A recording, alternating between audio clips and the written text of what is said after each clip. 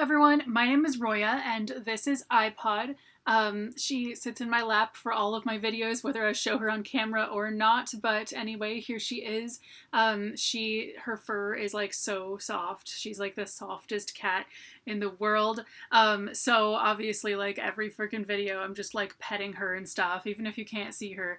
But anyway, today I am coming to you with the books that I read in the first half of December, and I read a ton of things, and it's only December 11th as I'm filming this. It's not even the middle of the month yet, so I'm just filming this a little bit early because I have time right now and I have read so much already, so I figure it's just as good a time as any. So the first book that I read in the month is The Left Hand of Darkness by Ursula K. Le Guin.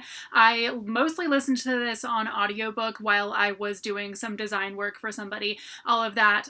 So this is essentially about a dude who goes to a planet that has people who are completely gender fluid, and so there are some very interesting, things that happen where this person really just has to start understanding how much of gender is kind of society based and how there isn't actually anything different between genders, and that's why, all this stuff. It's really interesting. There are some really good quotes in here about that, all of that. So anyway, I absolutely loved this book. Next, I read Everything Sad is Untrue by Daniel Nayeri. This is the ARC copy, and I do believe this book is already out, so please go check it out. This is definitely the favorite book of the month so far for me. I absolutely loved it. This is a not really a memoir, but it is super heavily based on his actual life. Like, the main character literally is him with the same name and everything, but it's not really a memoir. It's like it is a novelization of his real experiences, kind of. So essentially it is about him as a kid leaving Iran and going to the US, and his experiences there, kind of having to adjust to a completely different culture, and how even as a little kid, like 6-7 years old, he has a really hard time with that. And then it kind of, a lot of the narration kind of goes from him being 12 years old trying to explain his story to his classmates and them not getting it at all, because it's like people just have judgments already at that age about what a global south country is like, or what a Middle Eastern country is like, all of that. So it is such a good story. It is so weird, and the writing style is absolutely genius. Like, seriously, I could not get enough of how well written this book was. It is beautiful. I'll kind of go more into that in my full review of this book, and that might already be up by now. I might just put that up first, but anyway, check that out if you want some more of my thoughts. Then I read The Cold is in Her Bones by Petronelle von Arsdale. This is a book that I also listened to a large part of it on audio while I was doing some design work, and this is essentially about a demon that is possessing girls and making snakes come out of their hair, but really it's only like a bad thing from the perspective of people not being possessed. From the perspective of the girls who are possessed, they're just not being, or possessed rather, they're just not being treated fairly, all of that, and it's just part of who they are, and they're all like girls who are not appreciated in their like small olden day-ish town. So I did really like this book, but I don't think it did anything for me in the long run. Like, I don't think there was that much to take from it, and also the world building is really not all there. We don't really get any kind of sense of what the world is like of this story. I mean, it's not really needed, but I'm like realizing now that I really have no idea how to describe the story, because it is essentially, I'm not sure if it's a fantasy world or if it's like supposed to be in the hella olden days before there was any any technology or something. Like, I'm really not sure where this takes place, that type of thing. So overall, like, this is not a bad book. It actually starts off really, really good, and there's a lot of conflict in it, pretty much throughout the story. So it was a very entertaining, quick read, but I just don't feel like there's anything to take from it. So it was kind of just good. But definitely, if you're looking for like a good, quick read that's really gonna suck you in, this is definitely really good for that. But if you're looking for like a compelling read that you can get something out of, this is probably not what you're looking for. But overall, anyway, good book. Just, you know, not like great.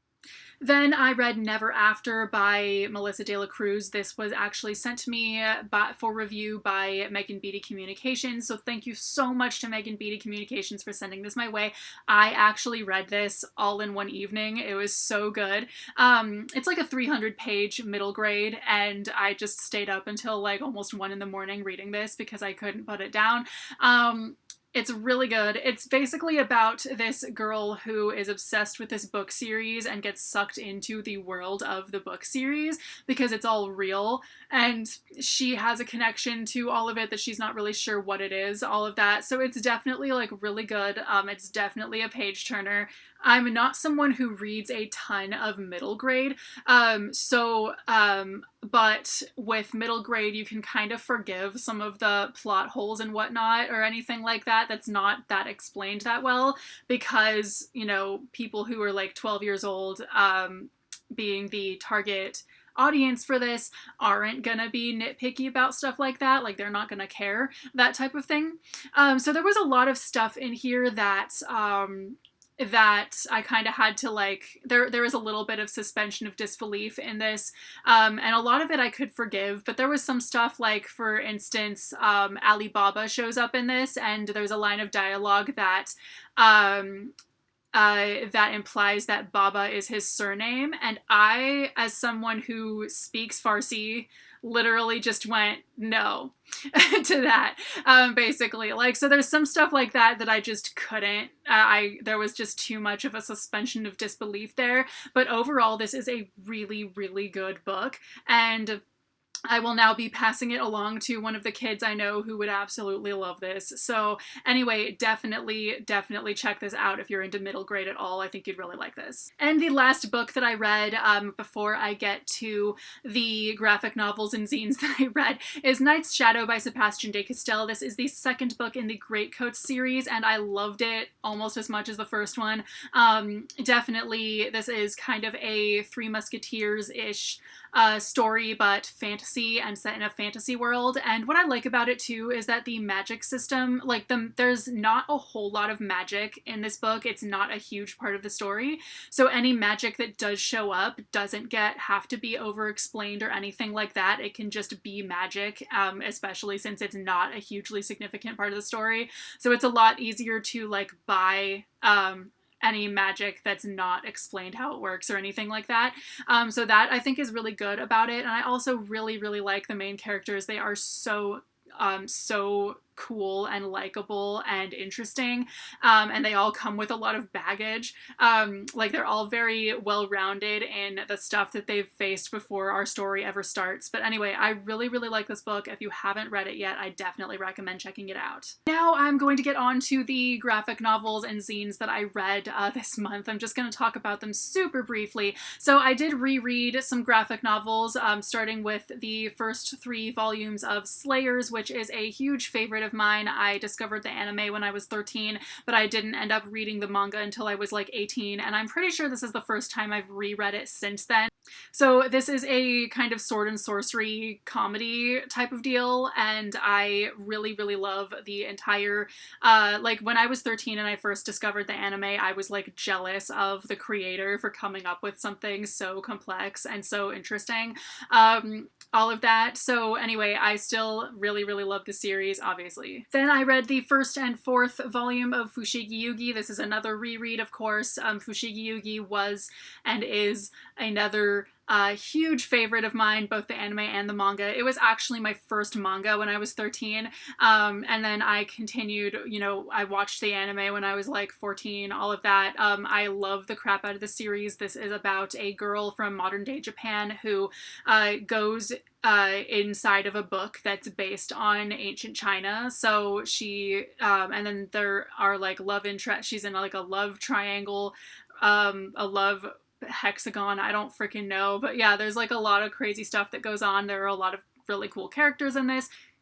And when I was like 13 reading this, I had a huge crush on the trans main character, regardless of whether they were a man or a woman in this, like at any given time, because they change genders, like, or this person changes genders multiple times throughout the series. And yet I still thought I was straight, like, what the fuck. But anyway, I definitely really love this series still. Now on to the zines that I read. So first there's this one about stories about different people's cats, and there's this one about misogyny, and then there are all of these different ones about kind of abortion rights and different things with that. So if you guys want a video that has to do with these zines that where I go more into depth about what each of them are, I can do a video like that, but unless you guys really want me to do that, I don't think I'm going to, but you can definitely check out my Goodreads to see what those all are, and if you want to read them, etc, etc. But anyway, I basically just picked now to like read all of those so I could get closer to meeting my Goodreads goal, because I don't want to change my Goodreads goal. It's always 120 books every year, whether that's feasible or not, and I am so far behind.